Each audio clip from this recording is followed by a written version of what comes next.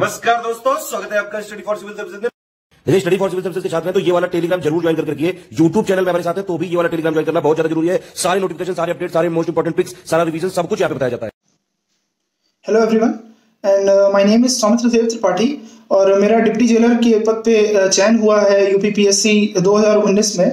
और ये मेरा पहली बार क्लियर हुआ है एग्ज़ाम। और मैंने 5-6 बार एक्चुअली देखा जाए तो मैंने अटेम्प्ट किया था और मेरा प्रिलिमिनरी कभी क्लियर नहीं हुआ था। And this is the first time जो मैंने प्रिलिमिनरी क्लियर किया, फिर मेंस क्लियर किया एंड इंटरव्यू, और मुझे डिप्टी जेलर के पद पे सिलेक्शन प्राप्त हुआ। और मैं बेसिकली लखनऊ से बिलोंग करता हूँ और मेरा होम टाउन जो है वो जौनपुर में है। एंड अब डायरेक्ट बात करते हैं प्रिलिमिनरी एग्जामिनेशन की कि आप क्या कर सकते हैं उस प्रिलिमिनरी स्टेज को क्वालिफाई करने के लिए। तो मुझे लगता है कि प्रिलिमिनरी एग्जामिनेशन क्वालिफाई करने के लिए आपका कॉन्सेप्चुअल क्लैरिटी और जो फैक्चुअल डेटा है आपके पास वो होना चाहिए। एंड आई थिंक कि जो फैक्चुअल डेटा होता है या कॉन्सेप्चुअल क्लैरिटी होती है वो सिर्फ एनसीईआरटी से आती है, न्यूज़पेपर से आती है। और अगर सपोज कि हमारे पास समय की कमी है, जैसे हमें जल्दी कंप्लीट करना है कोई चीज़ या एग्ज़ाम नज़दीक आ गया है, या ऑब्वियस सी बात है कि सिविल सर्विसेज के एग्ज़ाम जो है वो लगातार रहते हैं तो हमारे पास उतना टाइम नहीं हो पाता है कि हम एनसीईआरटीज़ को as such page by page complete कर सकें। तो आई थिंक कि सर का स्टडी फॉर सिविल सर्विसेज का जो चैनल है उसमें पापा वीडियोस होते हैं ज्योग्राफी के, पॉलिटी के, इकोनॉमिक्स के, हिस्ट्री के। तो आई थिंक कि अगर आप उसको कंप्लीट कर लेते हैं, वो पापा वीडियोस होते हैं तो 24 घंटे के होते हैं, 12 घंटे के होते हैं, तो आप उसको ब्रेक करके उसको पढ़ सकते हैं। और अगर 2 बार भी आपने पापा वीडियोस को कंप्लीट कर लिया तो आई डोंट थिंक कि आप किसी से पीछे रह सकते हैं प्रिलिमिनरी एग्जामिनेशन में।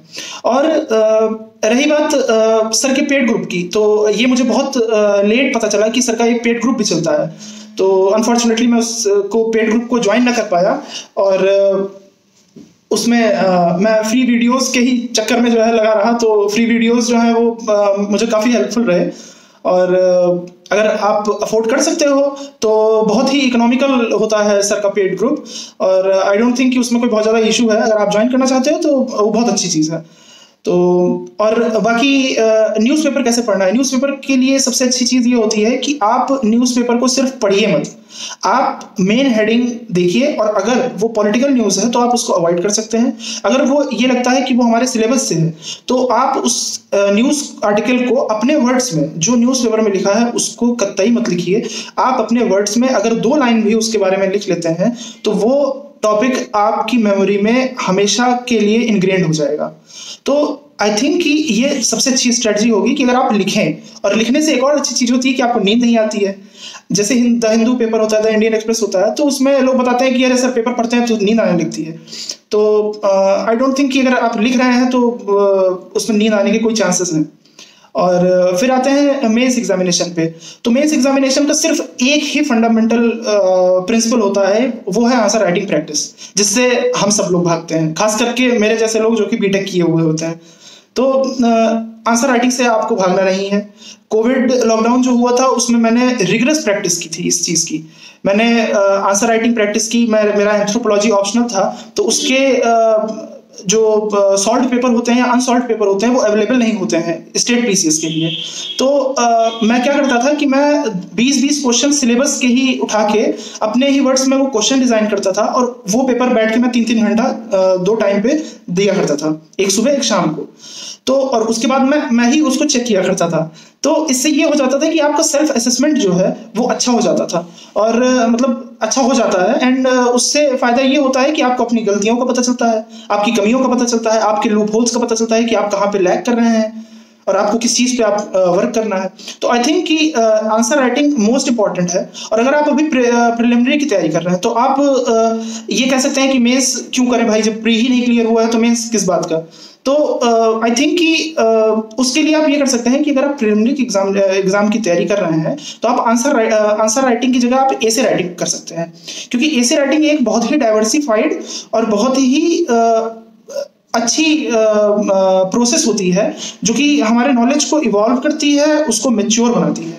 और ऐसे एक ऐसी चीज है जो हमें पर्सपेक्टिव प्रोवाइड करती है, अलग अलग टॉपिक्स के बारे में अलग अलग पर्सपेक्टिव देती है कि हमें किस डायमेंशन में उस टॉपिक के बारे में सोचना है, लिखना है।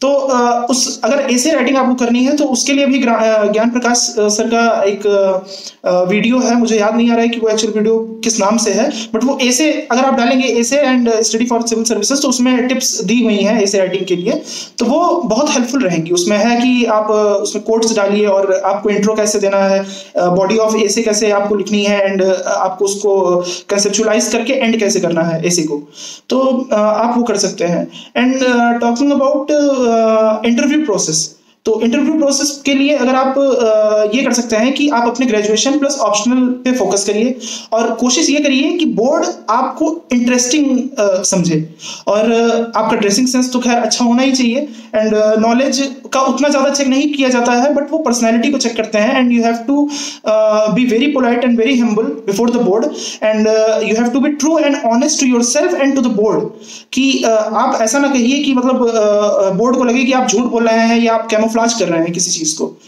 तो अगर आप ट्रू हैं अपनी तैयारी के लिए तो आई थिंक कि आप इंटरव्यू एस कर लेंगे and there will be no problem.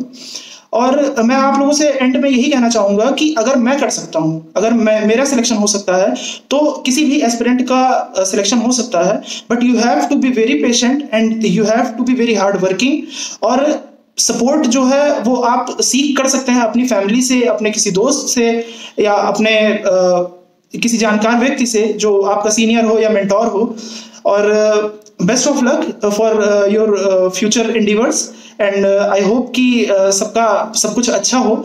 And study for civil services का स्पेशल थैंक्स, क्योंकि ज्ञान प्रकाश सर की वजह से जो है वो मेरी जो जर्नी थी वो काफ़ी उसमें हेल्प मिली मुझे, और मैं इस एग्जामिनेशन को क्लियर करने में सफल रहा। एंड थैंक यू ज्ञान sir and love you sir, thank you sir.